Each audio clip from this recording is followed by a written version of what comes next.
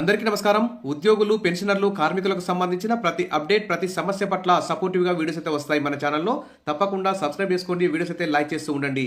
ఇక ఈపీఎఫ్ఓ ఉద్యోగులు, పెన్షనర్లు అయితే లక్షలాది మంది కనీస పెన్షన్ పెంపు కోసం ఎదురు చూస్తున్నారు. దాదాపు 80 లక్షల మంది పెన్షనర్లు మరి కనీస పెన్షన్ పెంచాలని చెప్పేసి దాదాపు 10 ఏళ్లుగా డిమాండ్ అయితే చేస్తున్నారు, ధర్నాలు చేస్తున్నారు, వినతి పత్రాలు ఇస్తున్నారు. మరి సిబిటి మీటింగ్ కూడా దాదాపు 200కు పైగా సార్లు జరిగింది. మరి కేంద్ర ప్రభుత్వం కూడా అనేక సార్లు బడ్జెట్ ప్రవేశపెట్టింది.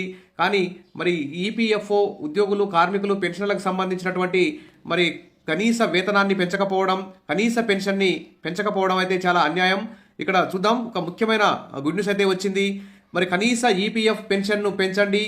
కేంద్ర ప్రభుత్వానికి పార్లమెంటరీ కమిటీ అయితే నివేదిక సమర్పించింది. కనీస పెన్షన్ను నెలకు కనీసం 7,500కు పెంచాలని కార్మిక సంఘాలు మరియు పెన్షనర్ల సంఘాలు చాలా కాలంగా డిమాండ్ చేస్తున్నాయి. ఇక బీజేపీ ఎంపీ బసవరాజ్ బొమ్మాయి నేతృత్వంలోని కార్మిక వ్యవహారాల parliamentary standing committee employees pension scheme EPS కింద ఎంప్లాయీస్ ప్రావిడెంట్ ఫండ్ ఆర్గనైజేషన్ చెల్లించే కనీస పెన్షన్ను మరి 10,000కు పెంచాలని కేంద్రానికైతే సిఫార్సు చేసింది. ఇక 2014 నుంచి కేంద్రం కనీస పెన్షన్ను 1,000 రూపాయలు మాత్రమే చెల్లిస్తూ వస్తుంది. అయితే కార్మిక సంఘాలు మరియు పెన్షనర్ల సంఘాలు చాలా కాలంగా కనీస పెన్షన్ను నెలకు 7,500 పెంచాలని డిమాండ్ అయితే చేస్తున్నాయి. తమ నివేదికలో కమిటీ తన మునుపటి సిఫార్సును పునరుద్ఘాటించింది. 2014తో పోలిస్తే 2024లో జీవన వ్యయంలో అనేక రెట్లు పెరుగుదల పెరిగిందని, 2023 సంవత్సరంలో జరిగిన మౌఖిక ఆధారాల ప్రకారం మరి ఇక్కడ వివిధ అంశాలను పరిగణలోకి తీసుకుంటే ఈపీఎస్ 95 కింద కనీస పెన్షన్ను నెలకు 1,000 రూపాయలు పెంచే సవరణను పరిగణలోకి తీసుకునే అంశాన్ని తీవ్రంగా పరిశీలించాల్సిన అవసరం ఉందని పేర్కొంది.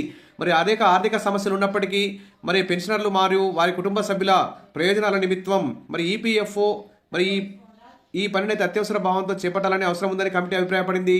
ఈ పథకం ప్రవేశపెట్టిన 30 సంవత్సరాల తర్వాత మరి ఇక్కడ ఈ రివ్యూ అయితే చేశారు. మరి ఈ ఈపీఎఫ్ఓ ఉద్యోగుల సమస్యలని, వారి యొక్క పెన్షన్ పెంపు సంబంధించినటువంటి అంశాలను పరిశీలించినటువంటి ఈ పార్లమెంటరీ కమిటీ మరి ఈపీఎఫ్ఓ పెన్షన్ సంబంధించి ఖచ్చితంగా 7,500 పెంచాలని చెప్పేసి కేంద్ర ప్రభుత్వానికి అయితే నివేదిక అయితే సమర్పించింది.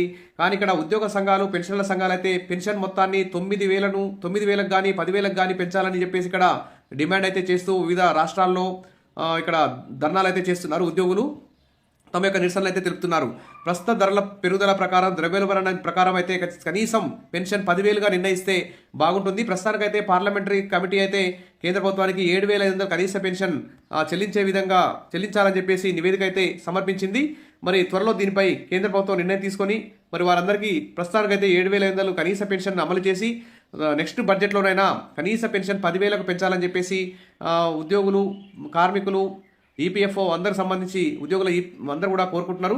మరి కేంద్ర ప్రభుత్వం ఆ దిశగా చర్యలు తీసుకుంటుందని చెప్పేసి ఆశిద్దాం. విషయాల బెస్ట్. మరిన్ని అప్డేట్స్ కోసం మన ఛానల్ని ఫాలో అవుతుండండి, వీడియోస్ అయితే లైక్ చేస్తుండండి. Thank you.